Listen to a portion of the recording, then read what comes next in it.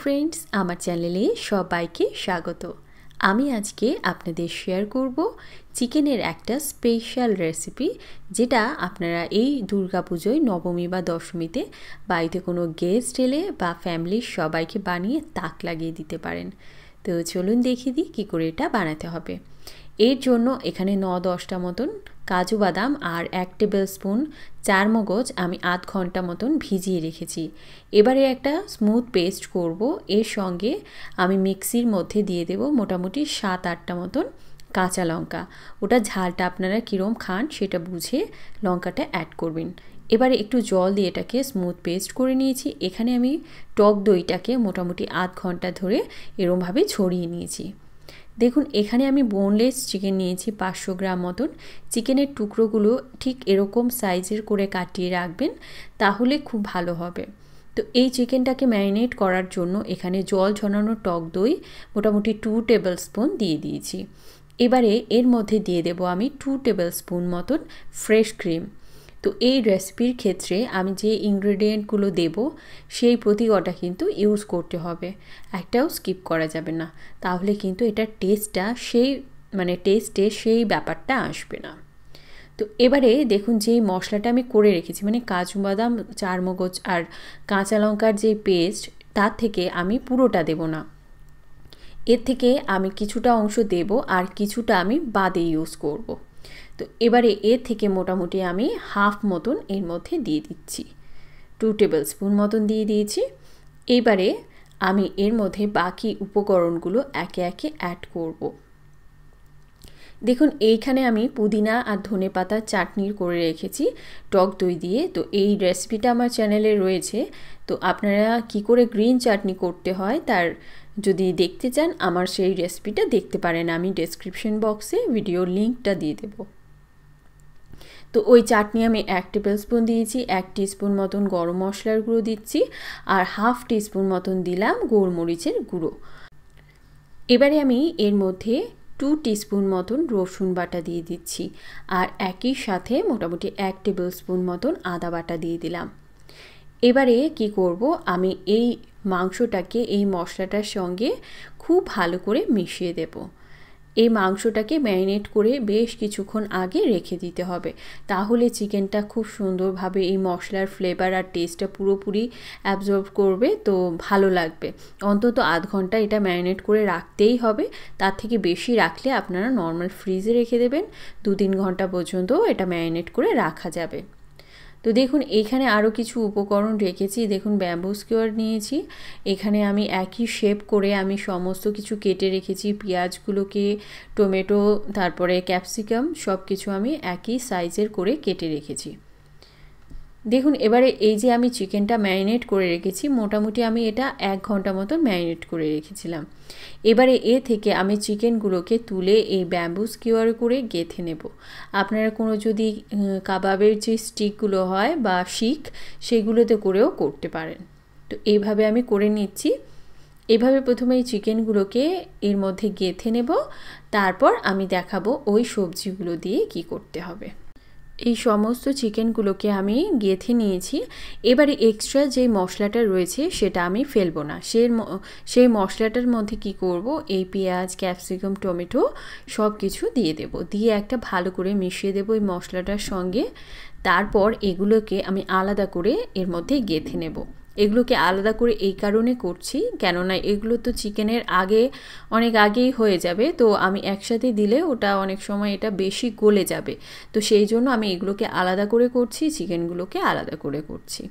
তো আপনারা যদি মনে করেন চিকেনের সাথে সাথেও এগুলোকে গেঁথেও করতে পারেন। তো দেখুন এইভাবে আমি এই সবজিগুলোকেও করে নিয়েছি, চিকেনগুলোকেও করে নিয়েছি। এইবারে এগুলোর আমি কাবাব বানিয়ে নেব। তো আমি যেই স্টেপগুলো দেখাচ্ছি আমি যেই স্টেপগুলো বলছি আপনারা সেই স্টেপগুলো ফলো করে করবেন, এটা একদম বেস্ট রেজাল্ট পাবেন। তো এবারে আমি সাদা তেল ফ্রাইং প্যানে গরম করে নিয়েছি, এই চিকেনগুলোকে এবারে আমি সুন্দর করে গ্রিল করে নেব। তো আপনারা চাইলে এরকম প্যানের মধ্যেও এটাকে করতে পারেন বা ওটিজি বা মাইক্রোওয়েভেও আপনারা করতে পারেন। তো দেখুন একটা পিঠ যখন হয়ে যাবে এটাকে উল্টে দিতে হবে, আর অবশ্যই আঁচটাকে লো রেখে সময় ধরে ধরে রান্না করতে হবে, তাহলে চিকেনটা খুব ভালোভাবে সেদ্ধ হয়ে যাবে। যখন চিকেনটা সুন্দরভাবে সেদ্ধ হয়ে আসবে তখন আঁচটাকে একটু বাড়িয়ে জলটা শুকনো করে তুলে নিতে হবে। তো আমি সবজিগুলোকে এখন তুলে নিচ্ছি, কেননা এটা আরও করলে বেশি নরম হয়ে যাবে। তো চিকেনটাকে আমি পুরোপুরিভাবে করে আবারও এইগুলোকে প্যানের মধ্যে দিয়ে দিলাম। এবারে এর মধ্যে একটা সুন্দর স্মোকি ফ্লেভার আনার জন্য আমি চারকোল জ্বালিয়ে এর মধ্যে দিয়ে একটু সাদা তেল দিয়ে এটাকে ঢেকে দেবো। তাতে করে কী করবে, এর যে সুন্দর একটা স্মোকি ফ্লেভার এটা পুরোপুরি অ্যাবজর্ভ করবে। তো এটাকে আমি মোটামুটি যতক্ষণ ধোয়াটা থাকবে ততক্ষণ ঢেকে রাখবো ভালো করে। এবারে আমি গ্রেভি তৈরি করব। গ্রেভিটা বানানোর জন্য আমি সাদা তেল গরম করেছি, এর মধ্যে বড় একটা পেঁয়াজ কুচি বেটে রেখেছি, মানে 1 কাপ মতন আছে পেঁয়াজ বাটা। তো এই পেঁয়াজ বাটাটাকে আমি এই মশলার সাথে খুব ভালো করে কষিয়ে নেব। এর মধ্যে 1 টিস্পুন আদা বাটা, 1 টিস্পুন রসুন বাটা দুটোই আমি এর মধ্যে দিয়ে দেব। দিয়ে এই পেঁয়াজটাকে প্রথমে ভালো করে কষিয়ে নিতে হবে, যাতে করে এর কাঁচা গন্ধটা পুরোপুরি চলে যায়। এবারে এর মধ্যে আমি দিয়ে দেব একটু করে নুন, কেননা এই কাবাব যেটা আমি বানিয়ে নিয়েছি তো এই কাবাবেও নুন রয়েছে, বুঝে দিতে হবে। এর মধ্যে নুন চিনি স্বাদ মতন দিয়ে দিলাম। এবার একটা মশলার পেস্ট বানিয়ে নিচ্ছি। এর মধ্যে 1 টেবিল স্পুন জল ঝরানো টক দই দিলাম, 2 টেবিল স্পুন মতন ফ্রেশ ক্রিম দিয়েছি, আর যে কাজু বাদামের পেস্টটা সেটাও এর মধ্যে দিয়ে দিচ্ছি। আর তার সাথে যে পুরো বাকি যে পুদিনার চাটনিটা আমি এখানে রেখেছিলাম সেটাও দিয়ে দেবো। এখানে 1 টেবিল স্পুন মতন হবে।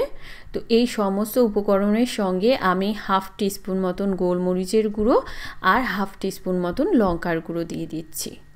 তো এবারে এই সমস্ত কিছুকে খুব ভালো করে আমি মিশিয়ে নেব। এটাকে খুব ভালো করে ফেটিয়ে নিতে হবে যেন দইটার মধ্যে কোনো লাম্প না থাকে, তাহলে কিন্তু গ্রেভিটা স্মুথ আসবে না। এবারে এই মশলাটাকে এর মধ্যে ঢেলে দেব, দিয়ে এই মশলাটাকে খুব ভালো করে কষিয়ে নিতে হবে যতক্ষণ না অবধি এ থেকে পুরোপুরি তেলটা উপরে ভেসে উঠছে। দেখুন এইভাবে কষিয়ে নিতে হবে, এটা একটু সময় ধরে করতে হবে। একটু বাটি ধুয়ে জল দিচ্ছি, মানে সামান্য একটু জল দিয়ে করতে হবে, তাতে মশলাটা ভালো করে কষানো যাবে। এর মধ্যে এবারে 1/2 টিস্পুন মতন আমি গরম মশলার গুঁড়ো দিয়ে দিচ্ছি, দিয়ে এবারে ভালো করে কষিয়ে নেব। ভালো করে কষিয়ে নিলাম। এবারে এই যে কাবাব যেগুলোকে আমি রেডি করে নিয়েছি রেশমি কাবাব, সেই কাবাবগুলোকে এর মধ্যে দিয়ে দেব। দেখুন তেলটা উপরে ভেসে উঠেছে, তার মানে মশলাটা আমার পুরোপুরি কষানো হয়ে গেছে। এবারে এর মধ্যে জল দিয়ে দিচ্ছি। আপনারা যদি মনে করেন যে এই রেশমি কাবাব যেটাকে আমি বানালাম প্রথমে, সেটাকে আপনারা এমনিও গ্রিন চাটনির সঙ্গে সার্ভ করতে পারেন, ভীষণ টেস্টি লাগে। আর যদি এটা আপনার মেইন কোর্সে সার্ভ করতে চান তাহলে এরকম গ্রেভির সাথে সার্ভ করুন, খুব ভালো লাগবে। এর মধ্যে চিকেনটাকে দিয়ে খুব ভালো করে মিশিয়ে নিয়েছি। এবারে একটু কাসুরি মেথি আমি ড্রাই রোস্ট করে গুঁড়ো করে দিয়ে দিলাম, আর এই সমস্ত গ্রিল করা সবজিগুলো এর মধ্যে দিয়ে দিচ্ছি। এবারে সমস্ত কিছুকে খুব ভালো করে মিশাবো, তারপর এই গ্রেভিটাকে আরেকটু শুকনো করব, তারপর নামিয়ে নেব।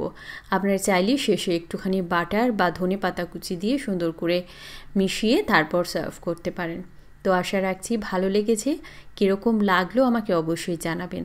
আর এই পুজোয় আপনার বাড়িতে একদিন অবশ্যই করে এই রেসিপিটা ট্রাই করে সবাইকে খাওয়ান, আশা করি সবার প্রশংসা পাবেন। তো আমার চ্যানেলে এখন আমি দুর্গাপুজো স্পেশাল সব রেসিপি শেয়ার করছি, তো যারা আমার চ্যানেলটিকে সাবস্ক্রাইব করেনি অবশ্যই করবেন। ভালো খান, সুস্থ থাকুন।